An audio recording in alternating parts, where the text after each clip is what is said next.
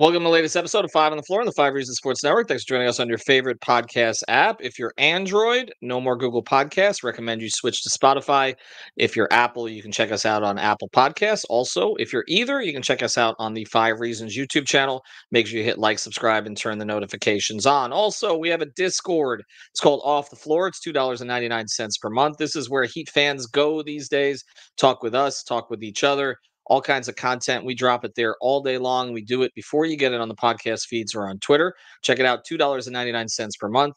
Link right here in the description on the podcast feed and on the YouTube channel. Also pinned to the top of the Five Reasons Twitter page. Also check out the great sponsors of the Five Reasons Sports Network, and that includes a new one. We're announcing our partnership with Autograph. Check it out. Autograph, the app where your fandom lives. The app gives diehard fans like you access to all the best sports content, fan challenges, and exclusive rewards like discounted tickets to the NBA playoffs.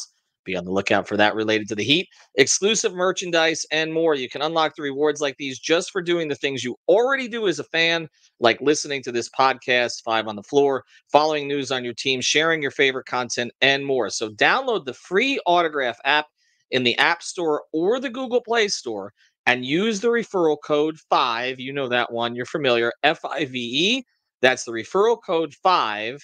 Check out Autograph and see you at the game. And now, today's episode. Down the bitch gang. Yikes. Five on the floor. Ride for my dogs. Where here's the thing. You can check the score. Hustle hard, couple scars, wearing bubble frogs. Just like Butler said, you in trouble, y'all.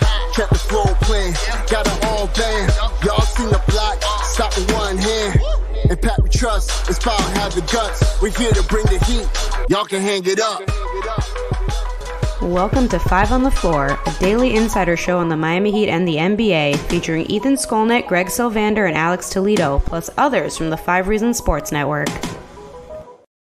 All right, welcome back to Five on the Floor. Here's today's floor plan. I'm Ethan Skolnick. You can follow me at Ethan J. Skolnick and at Five Reasons Sports. I got Alex Toledo. You can follow him at Tropical Blanket. And we've got our guy, Eternal Bast, who is the host on our Playback. Make sure you check that out. That's playback.tv/5RSN. We're there daily during the season and during the playoffs. And, of course, during the games themselves. You can watch the games with us, comment, chat, and all that good stuff. All right, we've got something that we hope for the Heat is good stuff. Wednesday night in Philadelphia against the 76ers, who've won 10 straight. Joel Embiid did practice today. Today is Monday. DeAndre Melton did not practice. He's the only one who seems questionable for Philadelphia. It looks like Tobias Harris will play. He didn't play in the last matchup. For the Heat, no practice today. They're expected to practice before they fly on Tuesday. They're waiting for results related to Terry Rozier. Of course, Duncan Robinson and Kevin Love are also questionable for Wednesday, although not officially. We'll get that update as we go forward. What we're going to do today, though, we're going to have a bunch of episodes coming up. We've got one we're going to do with Miami Heat Beat tonight on the YouTube channel that'll post on the podcast feed. But on this specifically, we're going to get into, and we did not do this beforehand. I like to spring this on everybody 10 minutes before the podcast and not ever have everybody bring their notes and reveal their notes and all this. The three people in the Heat organization for which this is most important right now. Who has the most on the line coming up in this play-in game and the consequences of it? Of course, if the Heat beat Philadelphia, they go to New York to play Saturday for game 1 of the first round. They lose to Philadelphia. They're going to play the winner of the Bulls-Hawks game on Friday night in the arena.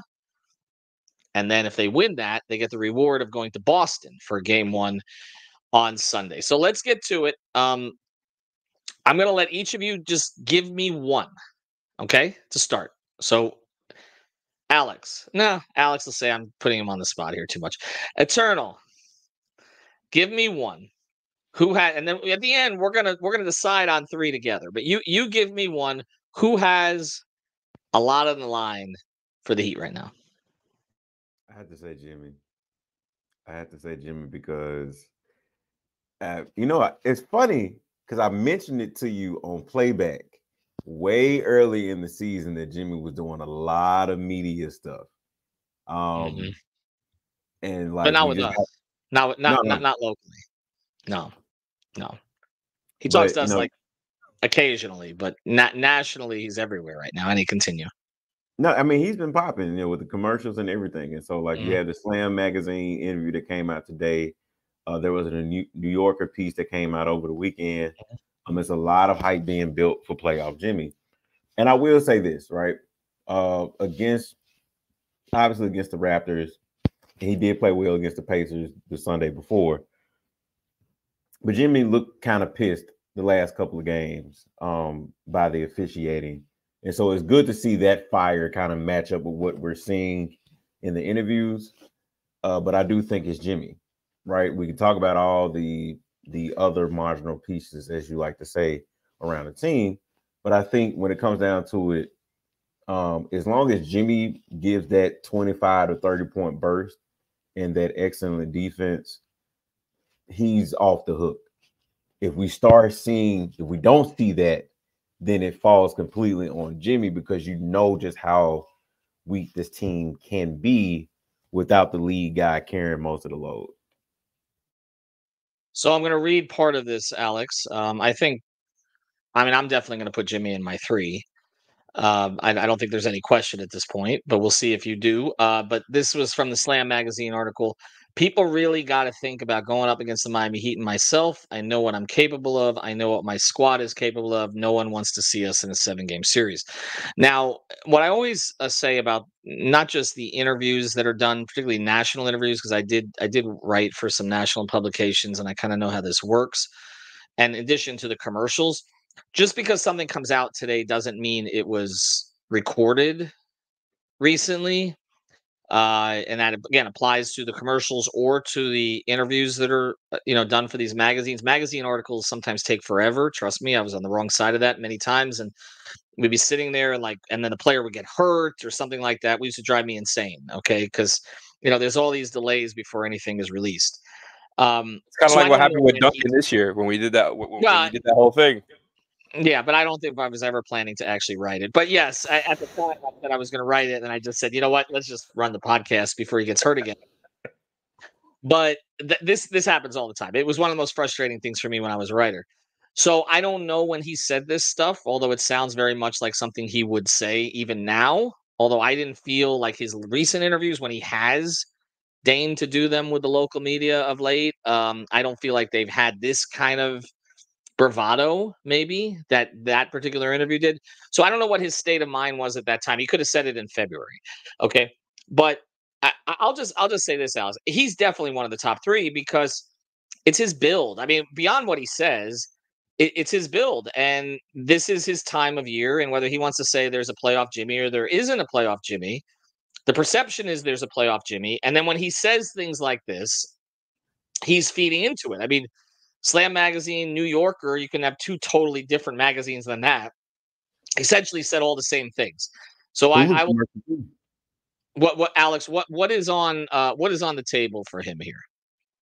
Well, look, I actually think you can make a case that he's not in the top 3. The problem is he probably ends up being in the top 3 for completely different reasons than like anybody else that we would throw in there, right? Because it's like we've seen him more often than not take his game to another level when it matters most. And then as a result, and then the way he talks about himself, at certain points in the season, like leading up into the playoffs, you're ramping up those already high expectations even more when all of us who watch every game, right, whether as fans, media, whatever, are seeing like what's actually happening with this team, the state of this team right now, with like guys as important as Terry and Duncan up in the air, whether or not they're going to look like themselves, all that. And like you said, like this was, this magazine interview, for example, could have happened a month or 2 ago, and I wouldn't be surprised. It definitely, that wasn't just like yesterday or something. You know what I mean? So that part doesn't move me as much, but everything Jimmy does, I think he throws himself into this top 3 because of the way that he kind of ramps up the expectations, right? And I think that's what this all comes down to. Like Eternal said, we've seen in the past when he doesn't play to that level, the team just doesn't have enough. And then throughout this whole season, right, you're trying to kind of move out of that a little bit. You're like, you want to quote unquote give Jimmy some help after the whole Dame thing turned out the way it did. You had Tyler and Bam doing more. Then you have Duncan looking like a whole new player. You have Jaime doing stuff. You have Nico doing stuff later in the year. You acquire Terry, okay, right? Like you have this theory of like, okay, all these other guys are going to be able to help out. And then now, like, you're missing guys. And Jimmy is just gonna have to do too much, man. Like we're right back in that position where it's like he's gonna have to get back to somewhat near that level to get them to where they want to go. And you were trying to stray away from that. So the pressure is now on Jimmy again, right? Because like before, it's like if everybody's healthy, maybe you can get 22, 23 points out of Jimmy, good defense, and make it far if you get the right matchups. But now it's like with certain guys out and with how much offense he's going to have to carry again, the pressure is right back up. And now, you know, the media stuff coming out again. It's scaring me a little bit, but to be frank, but yeah, Jimmy is in that top 3. You said that you thought he might not be, right? Okay, so let me go to you on this. Who would you say is number 1? Tyler. Okay. Just Fair. because he's the most polarizing player as far as the fans. You know, there's obviously been talk throughout the years of him being traded for stars. If he just has a bad playoff performance, I don't think that's going to bode well for him. Not only because of the way the fans, it's going to get toxic. That's for damn sure, because that's kind of been building up for now, like for a long time now, because he hasn't had the chance to prove himself in the playoffs. And every time, like something happens, right? Like he was banged up a couple of seasons ago, wasn't playing well, and then wasn't, you know, healthy enough to get back versus the Celtics when he tried to. It didn't work out. Last year looks good going into the playoffs, breaks his hand game 1, right? It appears to be, I mean, knock on wood right here, it appears to be, you know, the chance for him to prove himself. And I think because of this buildup for him, it's like they need him to be now that number 2 or number 3 scorer. And like I said, this you know, kind of similar to what I was talking about Jimmy there, we don't know what's going to be up with Terry and Duncan, even whether they're playing or not, if they're going to look like themselves. Jimmy, Tyler, and of course, Bam, to a certain extent, all of these guys are going to have to carry a lot more offense because Terry and Duncan were 2 big, like really important pieces to, you know, your offense this season. And since you've acquired Terry, and I just think, you know, it's Tyler has a whole lot of pressure on him. And the difference, of course, between Jimmy and Tyler is Jimmy has done it 3 out of the 4 years he's been here. And, you know, Tyler had a nice playoffs his rookie year, but hasn't really had the chance to show off ever since. So I think Tyler, just when you first brought up this exercise, he was number 1 for me immediately. And I'm with you on that. And I think, again, some of this is fan perception. Some of it is Tyler's own expectations. And some of it is just the reality of the league and of this franchise. Like they need to make a decision on him. I just think that's where we're at. And that decision is based on now. And he's not a dumb guy. He said it again yesterday. That he was asked, what is the most important thing right now? He's like, I just want to stay healthy. Because he has a certain confidence about himself when he's on the floor. We can argue with whether he's the best fit or the most efficient or all that. He believes he makes a positive impact, particularly on a team that is challenged offensively, 20th in the league in offensive rating, struggled to score, goes through all these kind of crazy droughts. He believes that he can have that impact as long as he can stay on the floor. And for his sake, I hope that it is finally the case, because we've seen in 2 of the last 3 postseasons, he hasn't been able to. And as a result of that, that's where all of these questions kind of play in. And the best ability is availability, and you can't make the team from the tub and all those kind of expressions. That's kind of where he's at right now. Whether it's his fault or not, needs to stay healthy. And I'm with you, needs to have a big playoff. I'm going to throw one at you guys. And again, we will settle on the 3 here. I'll go to Eternal on mine because I know this is a favorite topic of his. I think that Caleb Martin is big time on the spot here. Because if you look at this team, he's the one without a contract for next year. And, you know, we can talk Haywood Highsmith's another, but I don't think that Haywood is going to cost, well, DeLon. I mean, we can talk to DeLon and Patty. I mean, okay. Of the core contributors on this team, Jovic is signed. Jaquez is signed. Jimmy, I know, wants an extension, but is signed. Bam wants the max extension, but is signed, is going nowhere. Tyler, we talk about, but it's more of in a trade context. He's under contract for the Heat. Duncan is still under contract for the Heat. Go down the line here. Kevin Love is probably going to be back if he wants to be back, right? And I think all of us agree he should be back. Even Thomas Bryant has a player option. Okay. Caleb, I mean, are we going to see the Caleb that we saw in the postseason last year, or 70% of that? to convince the Heat that they don't just move on with some of the other wings that they have, or Haywood, who would be less expensive, or Jaquez growing into an even bigger role, or whatever it is. And I'm looking at what's happening in Phoenix, and I see Gambo, who's a very good reporter out there, and I put this in our Off the Floor today. They signed the guy from Duke. Who's shooting 46% from three. Give me the name. Thank you, Grayson Allen. I've blocked his name out because he's such a dirty player. But anyway, but there's also conversation that Royce O'Neal will be next, and that maybe it might be like a $13 million a year deal on a multi-year contract, something like 3 for 40, etc. Well, I mean, I kind of view Caleb in that context or somewhere in that range. And the Heat are going to have to make a decision how deep they want to go into the tax, how much they want to risk going to the second apron if a guy is not essential to them. Loaded question, Eternal, because we've talked about this on playback regularly. How much of a difference can Caleb make for his future over the next week or two, or 3 or 4 or 5? So I'm gonna pull an Alex. I'm gonna give you guys some numbers. Shout out to my homie Alex. It's good to see you again. Caleb from February 11th to March 10th, 11 points, 5 rebounds, 2 assists, on 45% shooting, 48% from 3, 83% from the line. Now, Caleb Martin from March 13th to April 14th, which is the most recent stretch, 9 points, 4 rebounds, 3 assists, 38% from the floor, 23% from 3, 79% from the line. It's a very big moment for Caleb, not even just with the Heat, I think just in general. He made himself a very attractive player in the league with his Eastern Conference Finals play, despite not having a very strong finals play, but, he had a lot of hot attention around the league, had a injury-stricken, season this year, and kind of an up and down year, especially with, last 2 months.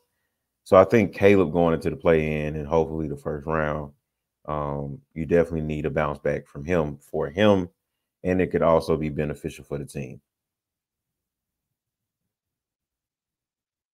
That's fair. That's not as strong as your typical opinions on this subject. I am no agendas eternal. I don't know why people do this, okay? I don't know why we do this. I don't know why we do this. All I try to do is give you guys unbiased, all right? I try to give you guys unbiased. All right, so I'll flip it to you, Alex. What does Caleb have to do? First thing, would you have him in your 3 or no? Probably. Yeah. It's different when you're playing for that next contract, and so Haywood could be thrown into here too.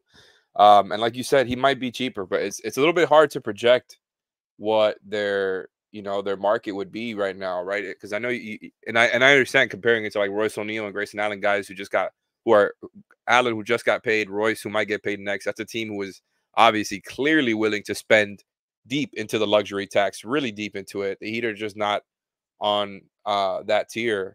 And I'm not saying they're cheap or anything like that. They're still a top 10 spender in the league.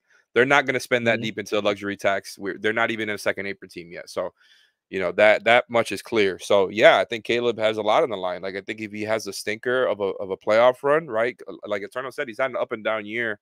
And that was kind of like not the thing with him before, is that he was one of the more stable ones, even though he would have up and down moments for sure. Eternal, you're muted if you're trying to say something. He's had like it was an agenda, so he muted himself. He was just intimidating me behind the scenes. No, but look, Caleb has had a lot of up and down moments throughout his time here, but as a whole, right? Like he's usually one of the ones whose 3-point shooting doesn't sway too much, in his time here. This season, it's been completely different. I feel like I think he started very up and down on the defensive end, and then now like towards the second half of the season, a little bit more up and down offensively. Like I think it's still there. I think he's still one of their more important wings. Like he's, as of right now, a starter. I don't know what's, since Terry and Duncan are out. Yeah. And he is clearly somebody that Spo trusts a lot to be, a point of attack wing for them. And, somebody to, of course, attack a closeout, take an open 3, and do the things that Caleb does and, finish at the rim. Those things, he's got to be playing his game. He's got to not be doing, like taking some of those moving 3s he was taking when their shooters were out, like those types of things. The margin for error for him needs to be cut. And because I do think Spo trusts him and will play him a good amount in these playoffs, however much the Heat are there. But if he ends up being like a kind of like a liability for them, they have other guys that they can go to. And Spo obviously loves Haywood too. So I think, you know, it's unfortunate, but both of them are going to be fighting for a contract, and both of them are kind of, you know, like this is the playoffs do a lot for that. Yeah, I feel like they're in some ways in each other's way here, and you can never have enough wings. You can particularly never have enough 3-and-D wings if they're 3-and-D wings, right? And that's where this comes into it, where Caleb offers more athleticism than Haywood overall. I think there's more offensive upside for him than Haywood, but Caleb's been very inconsistent with the three this year. We've talked about it. He had that great run coming out of All-Star for about 2 weeks where the hitch was gone and everything. Then it kind of came back a little bit. And defensively, and Haywood, I think we would all agree is a level above where Caleb has been this year. And that's the thing, is that it's do you prize the athleticism? Do you prize because like Haywood ain't doing what Caleb did on the break, like when Tyler did the two fakes and pitched it back to Caleb to dunk it. Like Haywood's not doing that. Like we're like, keep Haywood away from the breaks. But we also are saying, when we're talking about locking someone down defensively, you're leaning more towards Highsmith. And that's, again, some of this will come down to cost, but it doesn't feel like you re-sign both. It just doesn't, particularly as good as they are at finding these guys. So see what happens with that. All right. So far, I have the same three as Alex then, I guess. Jimmy, Caleb, and Tyler.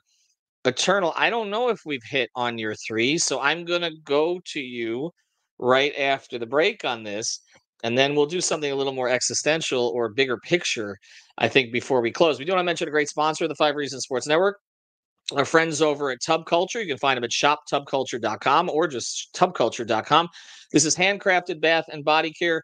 Mother's Day is coming up. This is a great gift, and they will get it there in plenty of time. They got all kinds of cool stuff there, from the bath bombs to everything else that you can find there, the soaps, the finest ingredients, and they're huge Miami sports fans down here. I've known the Simons personally for a very long time. It's a great company that they've started here. And if you use the code 5, F-I-V-E, you get 10% off your order of 20 or more. So check it out. Again, support local business, support Heat fans, tubculture.com. Get a great gift for your mom, your significant other, or yourself. Check it out again at tubculture.com. All right, Eternal, who do we miss? Would you have Jimmy, Tyler, and Caleb in your three? No. I think Jimmy, absolutely. Tyler, yes, but I kind of feel like some of the book was already out as far as how things went last year, this year as well, as far as the injuries go. Could he make up some ground with a good playoff performance? Yes, but again, with things kind of being tight as far as his contract coming up. I mean, he's already on his contract. I'm just saying going into next season. Him, Terry, Duncan, and Jimmy and Bam, like, you're already heading for a very, very tight, off season and next season. So I kind of feel like some of the decisions were going to have to be made anyway.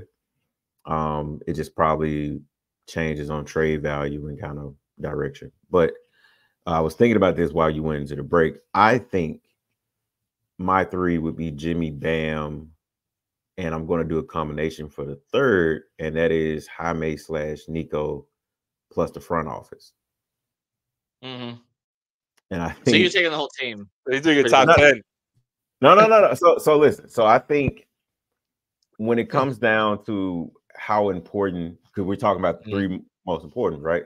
I think yes, Jimmy, because of what we have experienced with Jimmy this year, we haven't seen even the regular calendar Jimmy that we're used to seeing, right? Even though the numbers and like some of those things were like, oh, well, he looks just the same as he did in the 1920 season. And outside of the 22-23 season, Jimmy has kind of somewhat looked the same. But when you break down into the metrics, they haven't looked the same as rim frequency and yada, yada, all of those things. I think for Bam, it's, can we see some of what we've seen as far as 3-point shooting kind of carry on into the playoffs and what kind of dynamic does that change. But also, too, the last time that him and Embiid kind of saw each other, Embiid kind of got the best of him, which isn't normally the case with Embiid and Bam as of recently. But, you know, that's a big thing. If Miami is going to get into the playoffs and also make it far, Bam has to be what he is normally defensively, but also providing some other wrinkles offensively. And it's just another notch to the belt and another, you know, metal to the armor for Bam. So I feel like it's always going to be on your two biggest guys. It's like if it was Steph and KD or LeBron and AD and things of that nature, like I feel like it falls on Jimmy and Bam. As far as Jaime and Nico, those are your last two first-round picks. I had an opportunity to talk to one. Go ahead. No, I was going to say, like, isn't it? Because I know what you're saying here, and I'm with you because I gave a similar answer the other day on the pod that I did with Ethan. But if the prompt is who has the most on the line, then I don't know if I would put Jaime and Nico there because I feel like they're both like the organization loves them. I don't think Jaime and Nico have the most on the line. I think the people Bam who should be in that conversation too, and we should maybe talk about him like Eternal was there. He's still going to be around, but you know, there's a lot of pressure on him too. I'm saying it from the front office standpoint, right? Because if Nico and Jaime have a big role, if they jump off the board in the play-in and the playoffs, that completely changes things for the front office and the team going into the offseason. So regardless if you go win a championship, if you make it to the finals or not, if your last two first-round picks pop and they pop hard, then it gives you a sigh of relief of what you can do as far as roster construction, because then you know, hey, we can go into next season with more prominent roles for these guys and put more on their plate, knowing that we can get production and not really have a down season where your expectations are lower. You get what I'm saying? So it's like, the front office. I do, but I think that frames it more towards the front office being on the line there. I understand what you're getting, but to me, it's this. They both can make contributions. I think we're all expecting, particularly the way the Jaquez has kind of found his form here in his legs over the past couple of weeks. After, you know, he had kind of a 2 months after the groin injury and everything else, and role change and minutes cut and Terry coming in and everything else. So I do think that, you know, both can make contributions, and it looks like Jovic is going to start, and he has grown pretty much in every game. But to me, I think the larger thing we're getting into then is the front office on the line to a certain degree, because again, if you ask most fans, what they would say is probably Jimmy, Tyler, and the front office is probably where they would go, because they would say, well, because Caleb, again, it may have a decision on him already may have been made by sort of this choppy regular season on what the limit is that you're going to pay him, plus the other wings who've come in, who've made contributions. But the front office, like if they get bounced here in the play-in or they get swept by Boston, then, you know, there's going to be an even louder uproar that they have to do something, right? And not that they're not going to understand it on their own, but certainly there's going to be more coming from the public on that. I think with Nico and Jaime, I think we've all seen enough this year, haven't we? And we'll close on this, but we've all seen enough this year to believe they're both part of the future, right? Like I mean, do you guys see them offering either of them this offseason to make a splash, or would you call both of them untouchable at this stage? I particularly would think, because of what you've seen from them this season, and albeit within context, right? Like I think Jaime still has the same season if he never gets hurt. If he never gets hurt with that type of injury, I think he still has the same season. Nico coming on the way he did and staying in the starting lineup, I think was very, very promising, and also having some big games sprinkled in there, and the defense is the biggest thing. So I think both of them are relatively untouchable. And for all of our Discord listeners out there or anybody on Twitter, I already know how y'all going to react. I don't care. But I think when it comes to how you're preparing for the next season and on, I think they are concretely in your future. But as we go on 5 reasons, and as the Miami Heat go, the playoffs tell. And if they pop in the playoffs, it's the flag in the heel there. Alex, I'll let you close. I pretty much feel the same as Eternal there. Like Jaime and Nico, obviously, like, you know, Jaime more towards the first half of the season, Nico really more towards the second half, right? Like it's a tale of two halves of the season.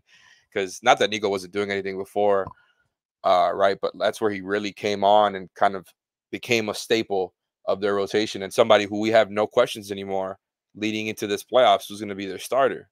Now, of course, things can change. And you know, at one point early in the season, we're talking about maybe Jaime was going to have a bigger role in the playoffs. I don't know. I don't know that that's going to happen, but they're both going to be around. And I think they both have had really positive seasons, even through like, you know, the perceived ups and downs, right? It's like they're both ahead of schedule. And I think they were both like guys that the Heat did not want to move last summer before all of this happened, right? So everything tells me logically that, yeah, they're close to untouchable. And I know untouchable is a loaded word. Some people will say, you know, nobody's really untouchable. Like everybody's untouchable until it's the right guy. And yeah, you could probably say that for Jaime and Nico. Maybe one of them would be offered if a particular superstar was available or whatever. But I know like it really does seem like the Heat do not want to move off of these guys. And it seems like they're a part of their future. So I think Jaime and Nico don't have too much on the line, but I definitely agree with Eternal that like they can be big parts of this. And this also, like their situation, right, relates to Haywood and Caleb in a way too. Because it's like if both of them stand out in the playoffs, if Caleb and Haywood just don't have too much of a big impact and don't look that great or whatever for whatever reason, like, you know, they can maybe be looked at as people who can be let go of. And I don't really feel that way myself because I, like you said before, Ethan, I think like these wings are important for the Heat. I think Caleb and Haywood, throughout their flaws, are important for the Heat, and you know, it would suck to see both of them go. But Jaime and, you know, Nico definitely affect that, and so I you know, I might still be able to be moved off my top three because I think Bam could maybe be thrown in there somehow because I think there's going to be a lot of pressure on him if Terry and Duncan aren't right too. But in general, I still, you know, Nico and Jaime they're good. I'll just close where I started. If you're saying nobody wants to play our team in a 7-game series and you're on the cover of Slam and you're in the New Yorker of all things, the New Yorker, without a cartoon, I guess, you have the most pressure. And we can talk about Tyler, and he's probably second. It's Jimmy's team until it's not. Bron had the most pressure when he was with the Heat. Dwayne had the most pressure when he was the lead guy on the Heat. It's just how this thing works. He's in the spotlight. He's got to have, again, it doesn't have to be a postseason like last postseason. Doesn't even have to be like 2022. Can't be like 2021, though. That we know for sure. All right, check out our sponsors, subculture.com and Autograph. We got a lot more stuff coming. We're actually going to have a ticket drop related to them. I don't want to say it because it would be related to a game that Heat fans don't want the Heat to play. So I'll save that for late Wednesday night or Thursday. Don't get upset at me. Thanks to Eternal. Thanks to Alex. Got to be prepared for every contingency in this business. Philly has 110 straight. If you're listening to this during the day, Miami Heat beat, we'll have our crossover with them as well. Will Manso going to be joining us on the podcast as well. And Eternal be hosting these playbacks, so make sure you check it out, playback.tv/5RSN. Have a good one, everybody. Thank you for listening to the 5 on the Floor on the 5 Reasons Sports Network. After all, someone needs to listen to my dad.